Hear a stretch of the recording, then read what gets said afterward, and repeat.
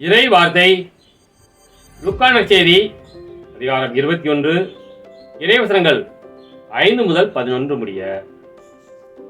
அக்காலத்தில் கோவிலை பற்றி சிலர் பேசிக் கொண்டிருந்தனர்.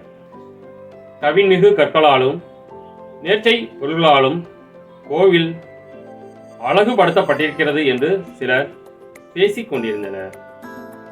இயேசு, இவற்றையெல்லாம் பார்க்கிறீர்கள் அல்லவா? ஒரு காலம் வரும், அப்போது கற்கள் ஒன்றன் மேல் ஒன்று இராதபடி இவையெல்லாம் இடிக்கப்படும் என்றார். அவர்கள் இயேசுவிடம், போதகரே, நீர் கூறியவை எப்போது நிகழும்? இவை நிகழப்போகும் காலத்திற்கான அறிகுறி என்ன என்று கேட்டார்கள். அதற்கு அவர், நீங்கள் ஏமாறாதவாறு பார்த்துக் கொள்ளுங்கள்.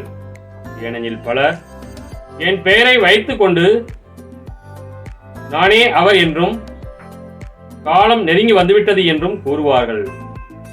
அவர்கள் பின்னே போகாதீர்கள். ஆனால் போர் முழக்கங்களையும் குழப்பங்களையும் பற்றி கேள்விப்படும்போது திகிலுறாதீர்கள். ஏனெனில் இவை முதலில் நிகழத்தான் வேண்டும், ஆனால் உடனே முடிவு வராது என்றார்.